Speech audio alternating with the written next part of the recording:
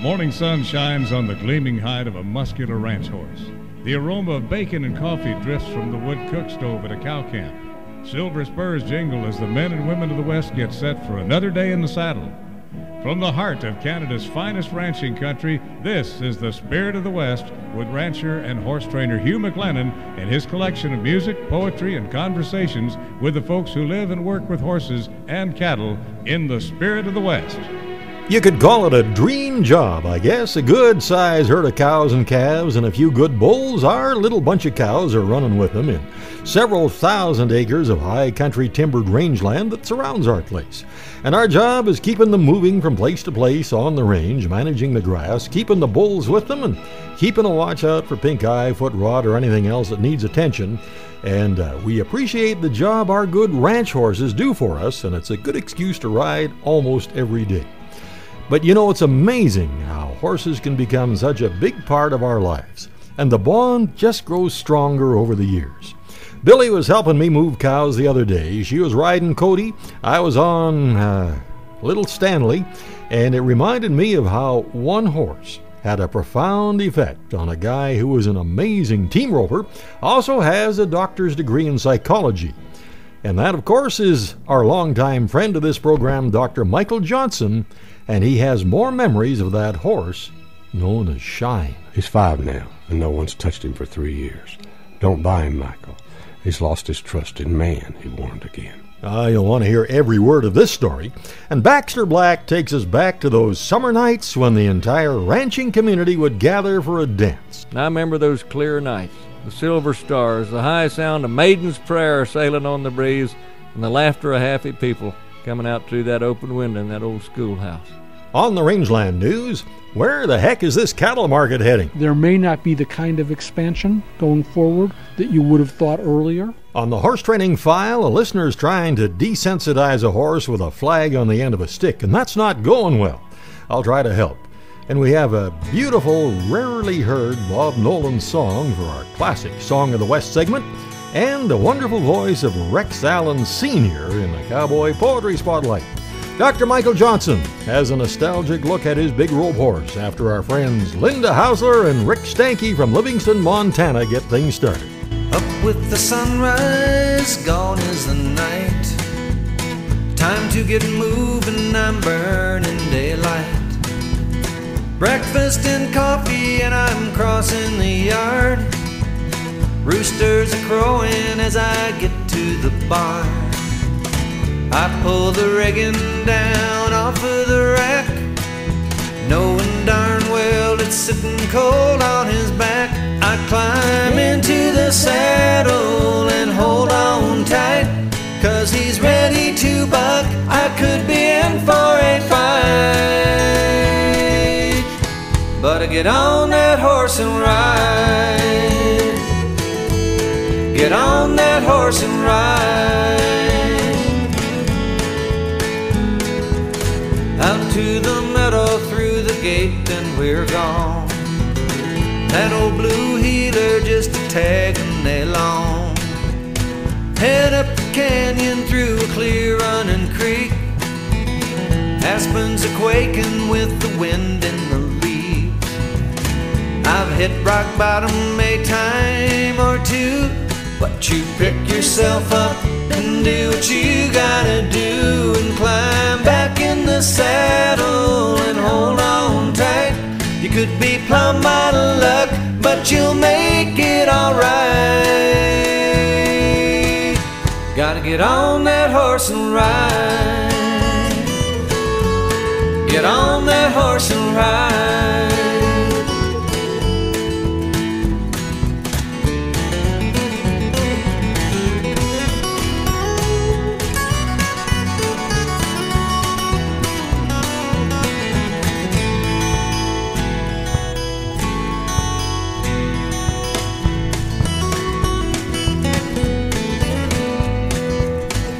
Setting sun turned the hills into gold.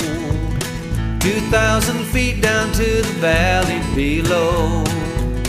Coyotes singing to the moon up above makes you feel thankful for all that you've got. just like them old boys who rode the Bronx out west. Sometimes you get thrown, but you give it your best and climb back in the saddle and hold on tight. Just get back in the saddle, hold on for your life. Gotta get on that horse and ride. Get on that horse and ride. Get on that horse and ride.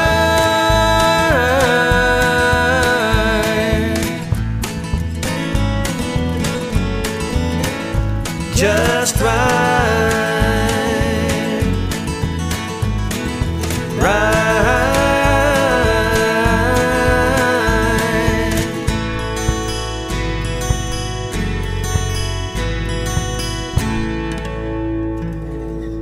Now, once again, great to welcome back Dr. Michael Johnson. What is it we want from the horse? How do we elicit the highest level of performance from the one we're forced to call our partner? After all, we must admit he's that. Few of us could get close enough to a 250-pound calf to make a catch in the tie-down event. We could hardly head the roping steer by ourselves, and even if we couldn't pull him across the arena.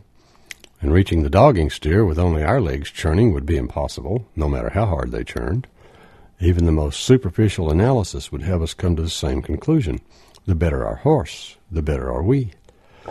Having said that, the obvious question arises. What's the best way to teach him the end game? Regardless of the event, we need the performance horse to be focused, calm, and spring from his center with willingness. We need him to give us everything he has. Some believe that lashing him across the butt is the best way.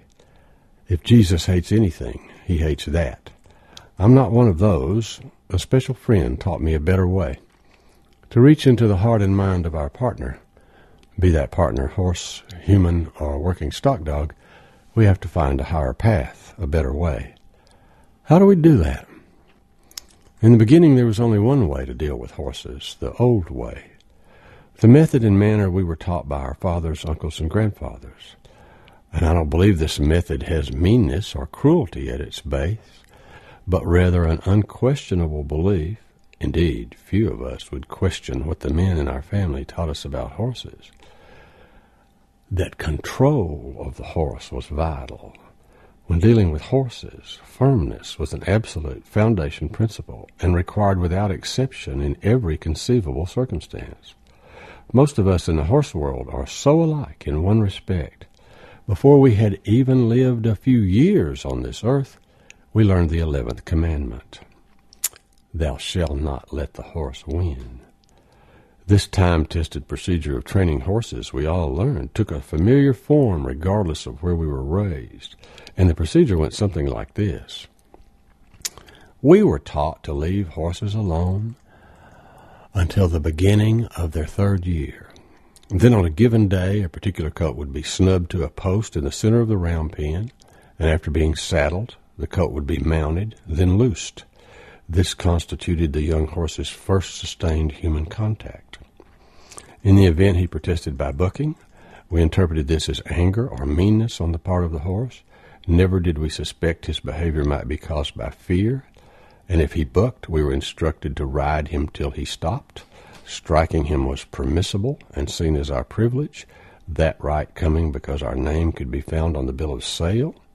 Therefore he was ours, and we felt justified in doing whatever we deemed necessary to break the horse. Well, we got a song about a very special horse from Wren Hill, and Michael Johnson continues to look at those old-time horse-breaking methods when the Spirit of the West continues right after this. Welcome back to the Spirit of the West. Well, the old-time horse-breaking method is something a lot of us grew up with, thinking that's how things were done, but thank goodness we've learned a few more things since those days. Again, Dr. Michael Johnson. The training for roping and other performance horses followed a similar unexamined procedure. We ushered the horse into the box and began his training on the first day, indeed, on the first run. We galloped after the intended target until the horse understood. If he failed to understand in the time we allotted, striking him was permissible. After all, how else could you teach him? That was the method we learned, the old way, the best way, the only way. Perhaps no one told us so in words, but that's what we learned. The old way is indelibly recorded in our mind due to endless visual observations of the training we witnessed in our wonder years. That's what we learned when some significant other in our lives said, "Don't let him get by with that." Or when we heard, "You've already started, even though the horse doesn't want to. Now you must continue until you make him do it.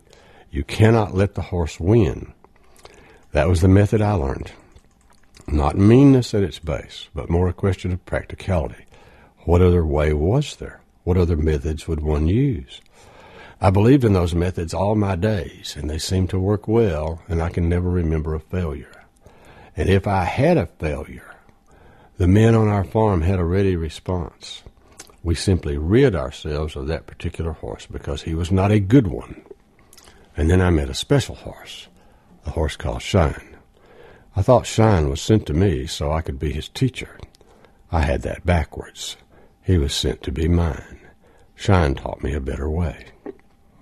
The first time I saw the big gray, something moved inside.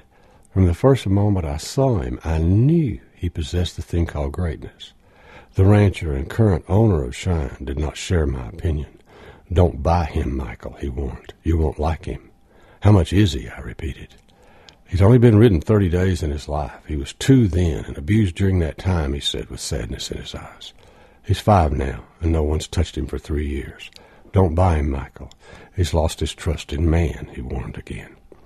So did Michael heed that warning? Well, his decision changed his life forever, and the story continues after this song. And every once in a while, I'll hear a song that just resonates way down inside this old cowboy, and this one sure does, from Brent Hill.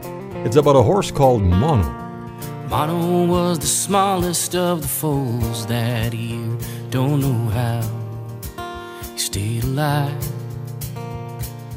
Early spring blizzards kept the snow deep here, yet somehow he survived.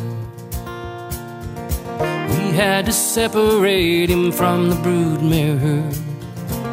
He would have starved to death out on the lower third. And he was thin-boned and pigeon-toed, but gentle in his eyes, and somehow he survived.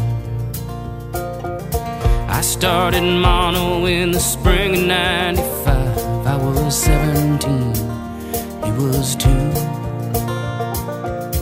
I'd work him from the ground and then I'd steal a ride. He was learning, I was too. He bucked me off in the round pen once or twice. Stepped on my hand once and we fell down on the ice. But he started growing and his feet got straight and true. He was learning, I was too. We gathered cattle for the Barbie in the fall. I rode him hard every day through shale rock canyons. He gave his all and just got better in every way. He'd pin back his ears and bite an ornery cow. He was ready next morning to go again somehow. And by the time the winter came, I can honestly say that we were one in every way. I started college that semester in the spring. Little Mono stayed at home.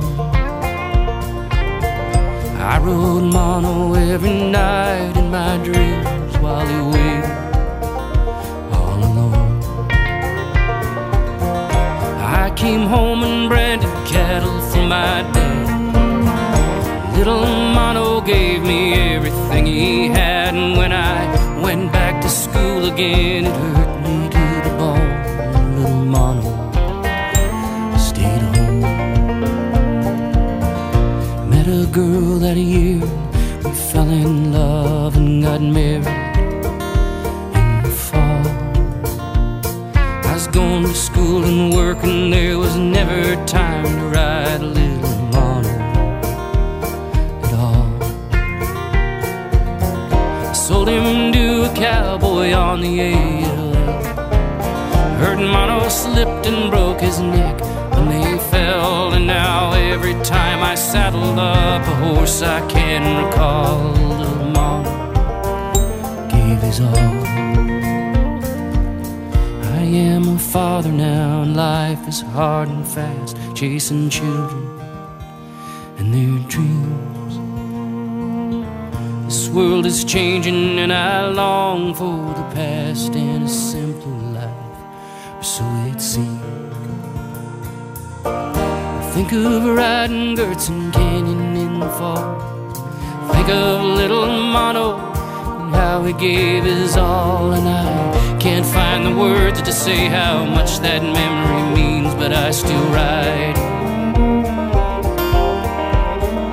I still ride him in my dreams.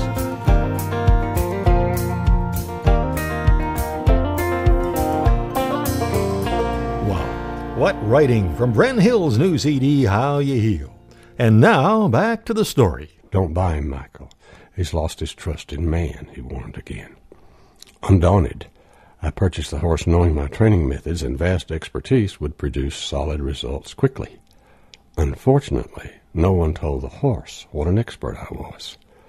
For the next 2 years and 3 months, I rode Shine every day. At the end of that time, despite all my expertise, Shine was still the same frightened, distrustful creature he was on the first day. Yet my faith never wavered. Still I knew the horse possessed the thing called greatness.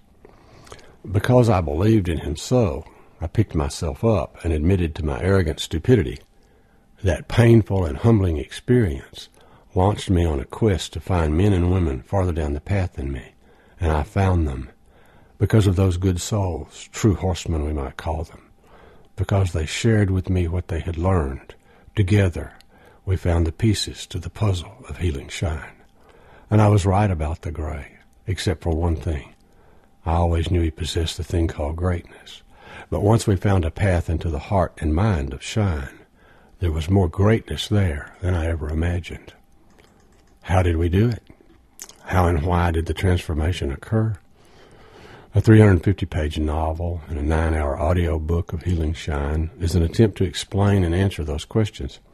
But so as not to appear mysterious, here are a few keys learned along the way that are still healing Shine and healing me till this day. And you'll hear those keys before the end of this one. And next, it's a nostalgic look back at those old-time country dances from Baxter Black, a song from a sure enough modern-day singing cowboy Matt Robertson, and then the Rangeland News, when the Spirit of the West continues right after this.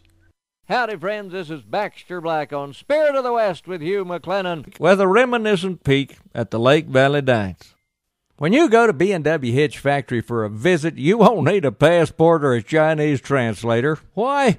Because their hitches are made right here in the heart of America. Sometimes that gets lost in the whir of our global economy, but lots of American businesses have survived the recession without cheapening their products or outsourcing jobs. Instead, they chose to stay at home, share the work, and spread the benefits. Learn more about what B&W stands for by going to AmericanMadeHitch.com. A friend of mine said happiness is a honky-tonk parking lot full of Texas license plates. Well, I got to say I know what she was talking about. They say people from Montana will use any excuse to have a party, and I can vouch for that. The Texans are right up there with them. What you got to remember is that in Texas, though, everybody dances in a circle. It's like a skating rink. It's easy to get the hang of it once you learn to do the two-step. I grew up dancing in New Mexico. They dance the same as Texans. The first Saturday of every month, they'd have a dance at Lake Valley. And Lake Valley was a ghost town, 90 miles from my place. The ranchers and their wives would put on the dance, and it was always packed. They'd start at 9, and they held it in an old schoolhouse. Old man Doolittle played the fiddle and stayed up by the blackboard. Anybody that wanted to could sit in with him and play. The old board floors would give under your feet, and it was always a little dusty. Little girls would dance with each other if little boys were out of reach. Grandpas would dance with daughters, and proud young bucks would dance with their mothers or their sweethearts. It was grand. They did the waltz, the two-step, the polka, the schottisch, Vesuvia, and the John Paul Jones, and probably others I can't remember. At midnight, we'd all stop and eat sandwiches, potato salad, pie cake, or whatever the ladies had brought. and then the hardiest of the celebrators would dance till 3. They didn't allow firewater inside, so those with a mind to would make an occasional trip to the pickup. And I remember those clear nights, the silver stars, the high sound of Maiden's Prayer sailing on the breeze, and the laughter of happy people coming out through that open window in that old schoolhouse. Now, noticing my traveling, they're still playing some of those old songs Old Man Doolittle played. Most honky-tonk bands will slip in Faded Love or San Antonio Rose somewhere before the night's over. And by the way, if you want a polka, I mean really polka, get up there somewhere between Glendive and Winter, South Dakota. They really get my feet to tapping. And I guess when you think about it, music is good for your soul.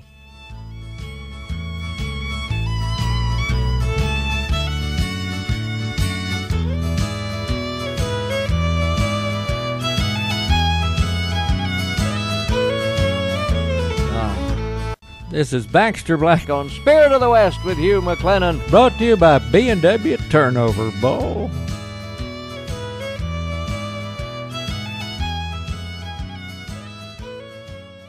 The Stony Plain Cowboy Gathering is August 19th to 21st at Heritage Park, Stony Plain, with a great lineup of entertainers, including Eli Barzy, Jackson McKenzie, Ed Peekycoot, Doris Daly, Ryan Fritz. It's raining in the saddle, the wind's in your face.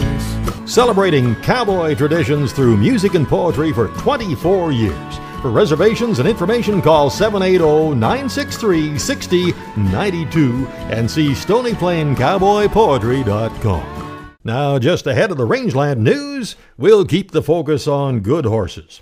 Now, there was a real nice story about this guy in Western Horseman magazine a while back, and he is an amazing bronc rider. Terrific songwriter and singer, and I really got sidetracked for a long time going through his Facebook page. Some great stuff there, too. This is Matt Robertson.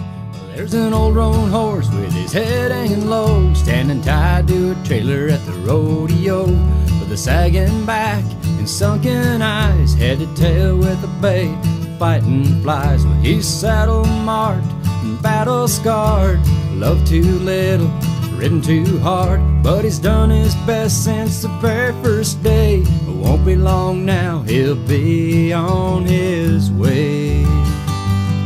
He'll come a runner from the box with his ears pinned back. He'll push that line, boys, he can track. How he loves to run and turn steers. Yeah, he's done me well the last 21 years.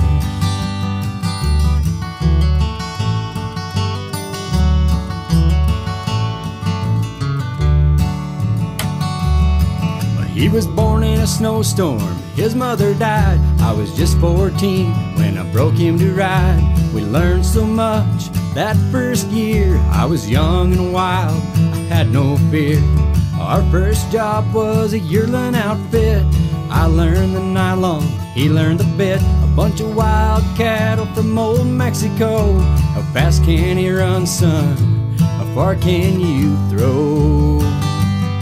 He'll come a runner from the brush with his ears pinned back. They can duck and dive, but he will track.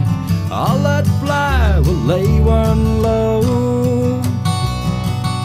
We'll find us another, and off we'll go.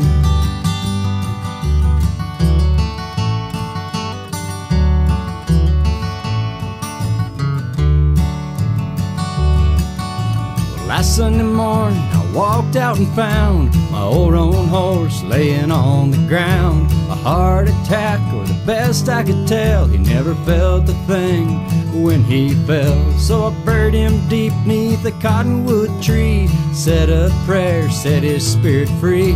An old sorrel mare came a-walking by, a little roan colt clinging close to her side. Now when I get to heaven, I know he'll be standing at the gate there waiting for me. Up on his back and off we'll ride, disappear into the blue across the great divide.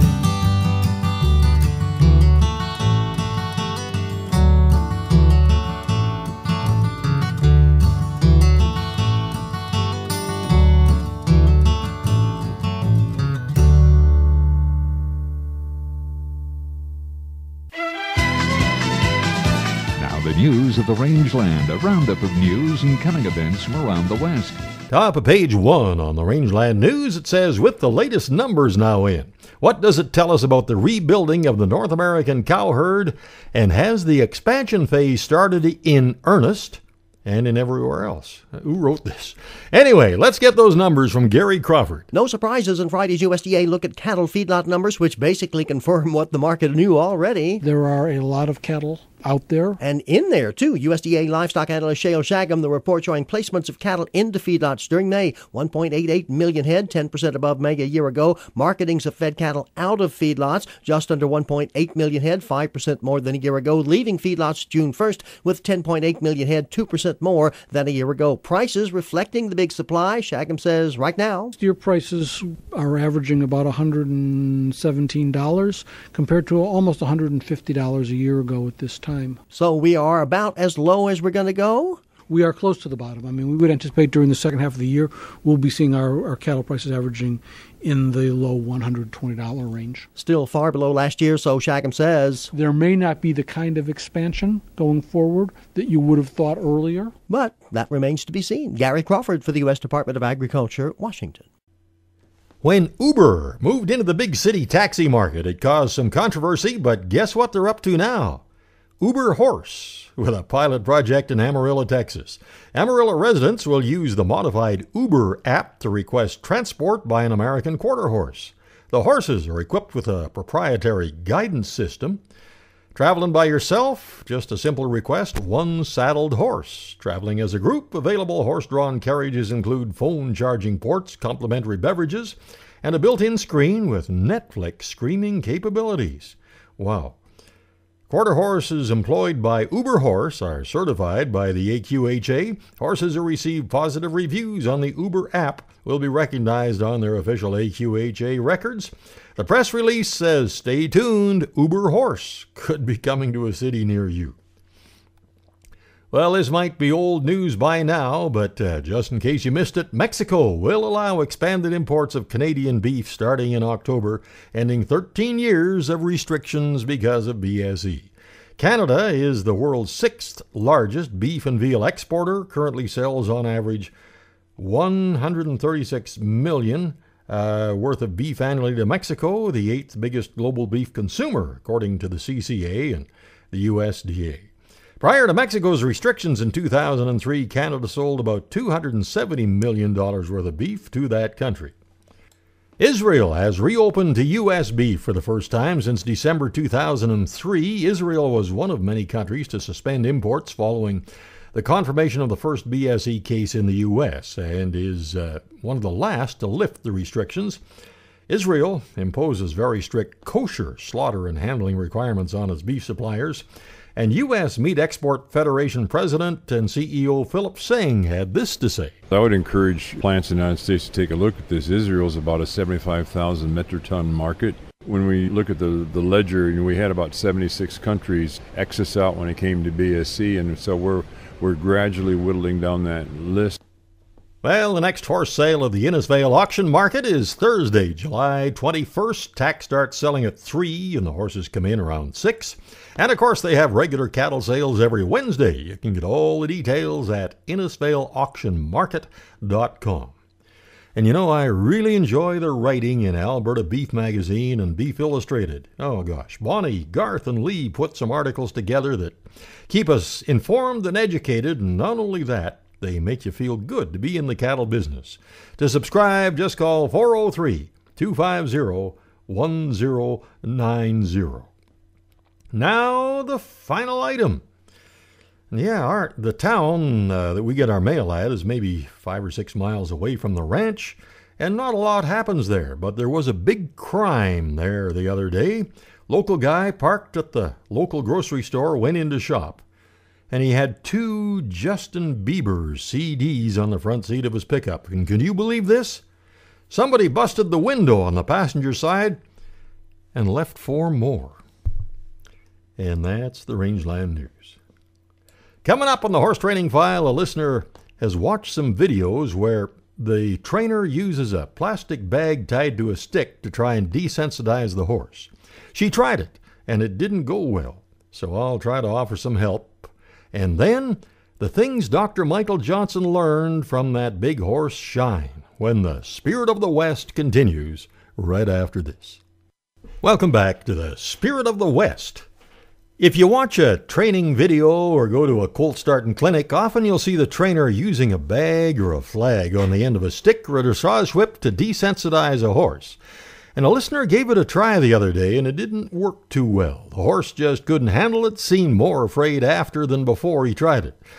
But when you do this, you need to be aware of several important elements that I will describe on the horse training file coming right up. Now, for those of you who've been asking about the next Spirit of the West cruise, I'm happy to tell you that it will take place in June of 2017, and the whole gang will be going way up north to Alaska, way up north to Alaska, north to Alaska, we're going north for Russia's home. North to Alaska, we're going north for Russia's home.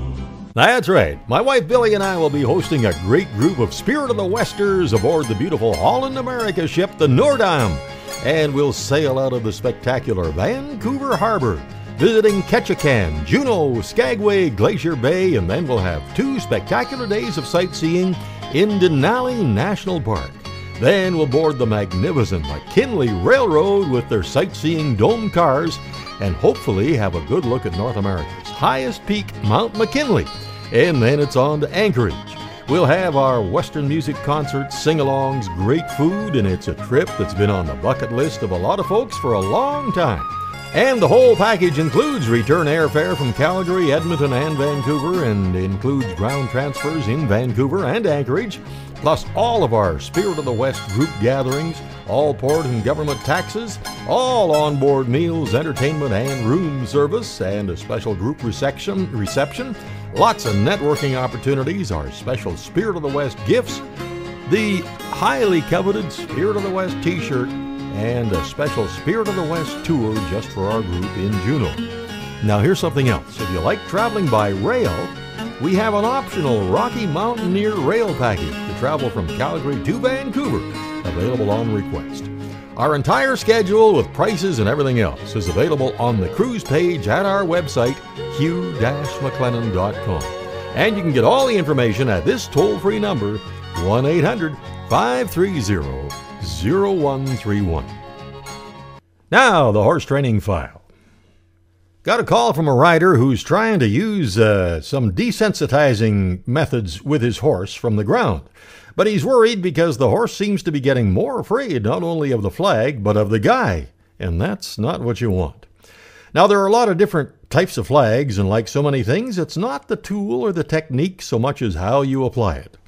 I usually use a simple dressage whip with a good-sized plastic bag tied on the end of it to do a fair bit of work, and it's interesting that even a pretty well-broke horse that hasn't had this treatment for some time can show some fear of it. Now, the thing that's important is to desensitize the horse to the flag to a certain extent, but not desensitize him to you. There are times when you want him to stand calmly and accept that flag, touching him all over, but there are times when you might want to use that flag to encourage him to move. So it's not quite as simple as it seems. It has a lot to do with the horse reading your intent. And another key is to separate the rhythm and the timing of the flag movements from your body movements. If you find yourself moving in exact time to the way you're moving the flag, it'll make it harder for the horse to recognize the difference. And it's probably a good idea to practice moving the flag while you keep your body still before you approach him with it. Maybe look at it this way.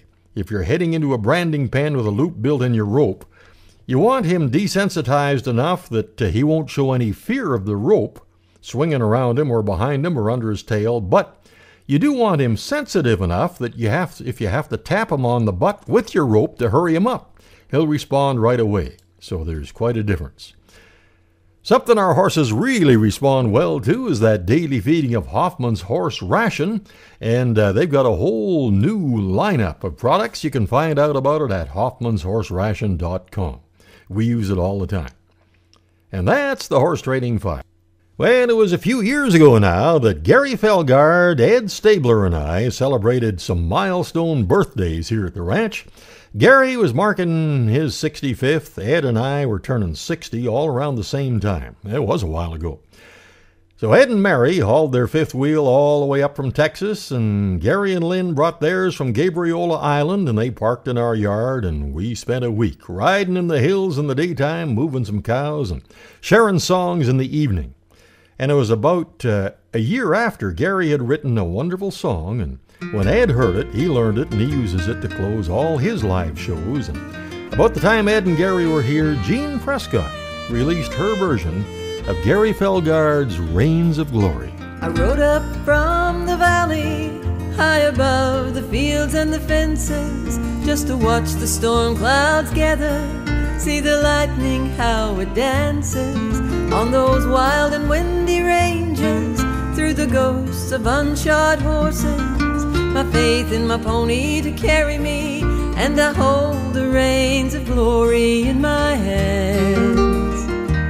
In my hands, I hold the reins of glory in my hands.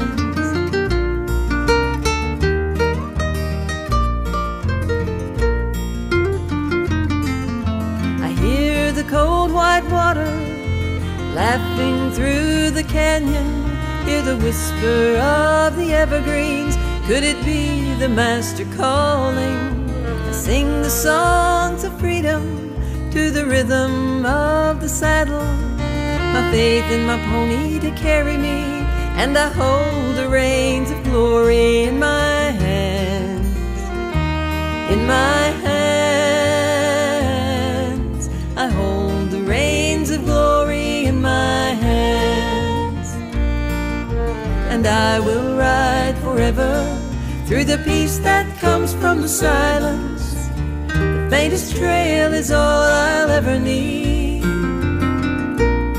I just follow in the footsteps of the one who came before me, and he has touched everything I see. In my hands, in my hands, I hold the reins of glory in my hands. In my hands, I hold the reins of glory in my hands. I hold the reins of glory in my hands. It was a horse called Shine that came into Dr. Michael Johnson's life and changed it forever.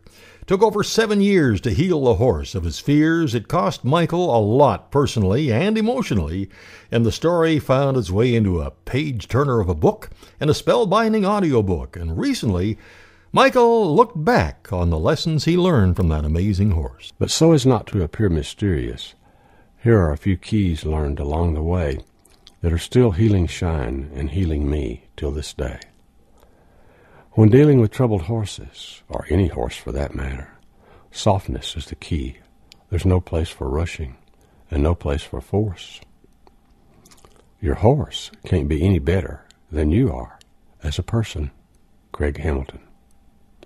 As long as you remain ignorant of everything there is to know about horses, you'll always be welcome in the presence of great horsemen. Bronk Fanning. And finally, the most important key I learned that helped me with Shine. I always thought Shine was the problem. Shine was never the problem. The problem was always me. Michael Johnson. The secret to healing Shine was softness and love. It may sound corny, and some have laughed at me for saying so, but I could care less. The fact that my Shine man isn't sick anymore is worth far more than whether anyone thinks I'm a real cowboy or not. I should have remembered what a little girl said long ago. She was hiding in the attic from the Nazis when she wrote these words in her diary at the age of 14. She was so young, but she still knew the secret to reaching into the hearts and minds of those around us. Horse, human, dog.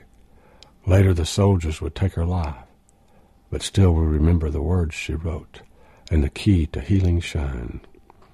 In the long run, the most powerful weapon of all as a kind and gentle spirit. Anne Frank, Saturday, July the 15th, 1944.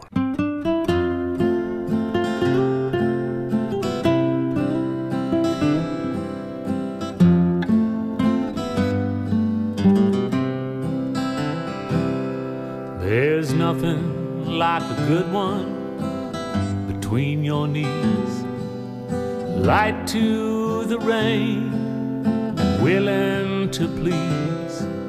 Together as one, the day will be done. On a good one, I'll find my way home. The world looks better from up on a throne, strapped to the top side of muscle and bone. Below me a friend on whom I depend. On a good one I'll find my way home.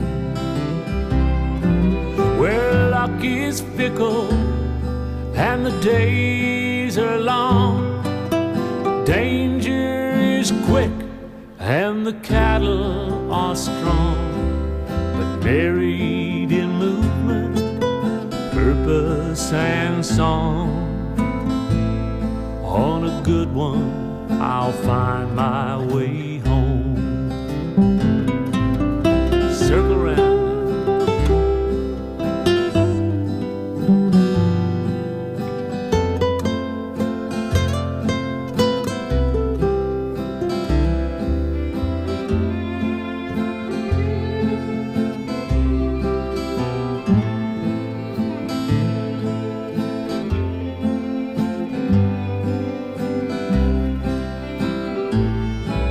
When at last the angels call out my name and the trail is ended on this earthly plane, just send me away on a big honest bay. On a good one I'll find my way home. On a good one I'll find my way home.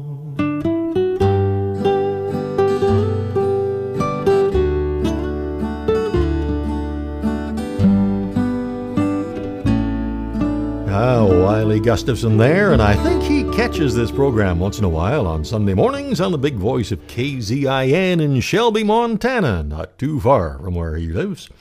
Coming up, it's our classic Song of the West, and then Rex Allen in the Cowboy Poetry Spotlight when the Spirit of the West continues right after this.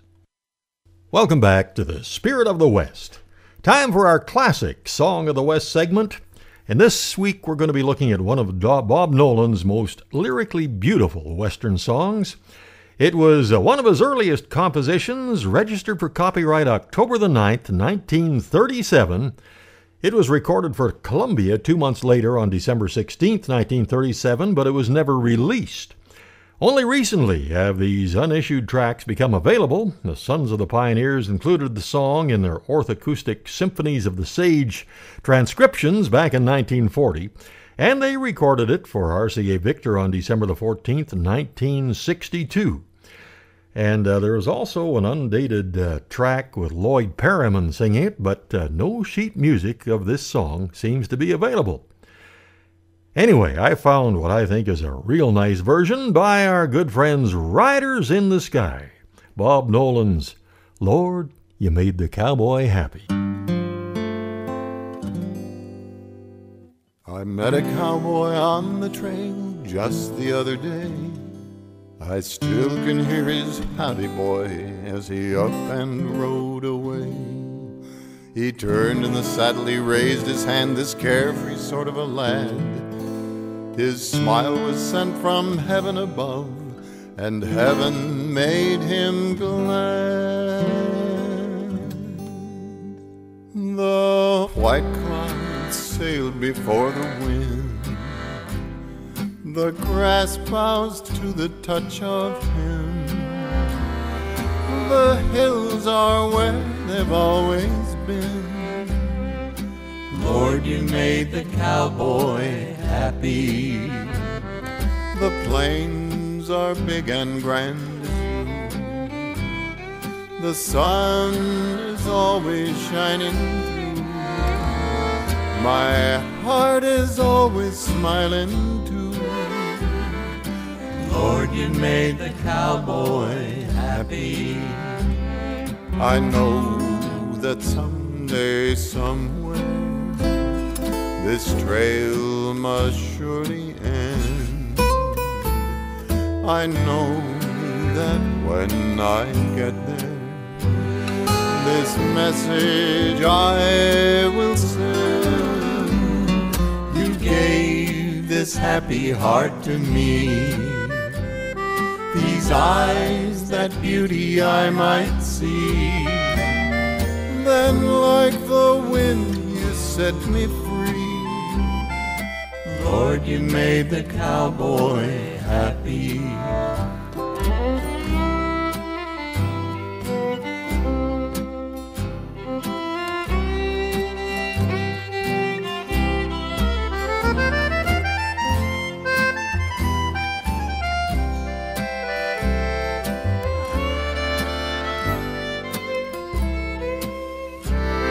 I know that someday, somewhere, this trail must surely end.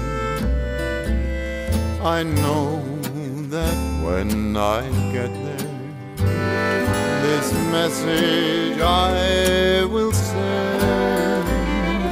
You gave this happy heart to me, these eyes that beauty I might see. Then like the wind you set me free. Lord, you made the cowboy happy. Lord, you set the cowboy free.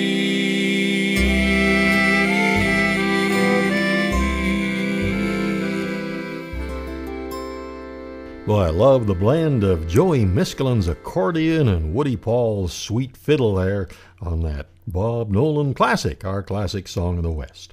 Well, as we've been telling you, Rex Allen Jr. will be among the many country music superstars at the 40th annual Ivan Daines Country Music Picnic at the Daines Ranch, August the 11th to the 14th. We're sure looking forward to being there for the Open Trainers Challenge with some top hands starting some challenging colts, and I'll be on stage Friday night. Anyhow, this is Rex Allen Jr.'s famous father, known and loved as the voice of the West, Rex Allen Sr., in our Cowboy Poetry Spotlight.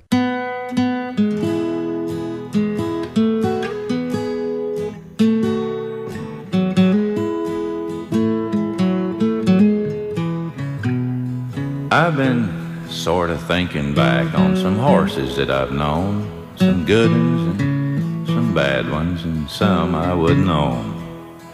For you know a cowboy is sure a total loss unless he's got a partner in a good and honest horse. But whilst I'm remembering, one horse sticks in my mind. He was just the best old cow horse a man could hope to find. He sure had the savvy, always knew just what to do to help you get your job done, and he'd stick and see you through. Now I call the old horse Droop Ears, 'cause that's the way they was. They hung down on the angle like an old work mule's ear does. He didn't have much conformation, I'll admit to that, but when you jerked your saddle, a gutted snowbird'd look fat. He had a sort of U-neck that didn't bother none, and he got you to your stop when there was roping to get done. He was just a little goose-rumped and a bit cow-hocked behind. And I had him in my string a spell before I knew one eye was blind. What happened to that one eye, I'm sure I never knew. But he could see more cattle than most horses could with two. and he could find more clicks and more brushed up cows and steers, and had a way of telling you with them two big and droopy ears. When working in rough country where a slip would mean a fall, you could put your mind at ease and not worry none at all. Just give old Droop Ears plenty of head if you got into it tight, and let him use his savvy. You'd come out all right. I've tied on the mossbacks where the going was real rough, and this old hoss would shake his ears and make 'em run their bluff. He knew when to step aside and when to give 'em slack. I always acted sort of pleased to see a wild one on his back. Now when you turned him out, you didn't have to worry where he'd go. He always hung around real close. It's like he seemed to know that a cowboy's no darn good afoot. There might be work to do. He'd best be there to help you and see that you got through. Well, they say there's a heaven where all good horses go to rest. I'll bet you there's one old horse up there that's running with the rest. And if I know old Droop Ears, he'll be somewhere in the lead, searching for the water holes in the grass that the rest might need. Like I said, he weren't the best made horse as far as looks might go, and he wouldn't win no prizes in any livestock show. But where he missed on having looks, he made up by being smart. And I ain't denying old Droop Ears, for I know he was all heart. Now I've come to this conclusion that looks can sometimes hide a true and honest greatness that's buried deep inside. And this horse taught me a lesson I've remembered all these years, that a lot of brains can settle between a pair of old Droop Ears.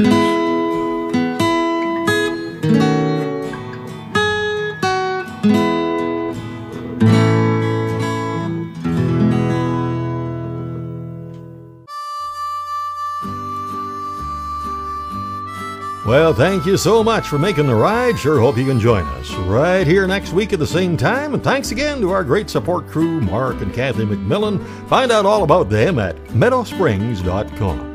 And be sure to check the latest issue of Canadian Cowboy Country Magazine for some great reading. You can subscribe online at cowboycountrymagazine.com or just give them a call. Toll free 1-800-943-7336. Till next week, I'm Hugh McLennan. Hope to see you down the trail somewhere real soon.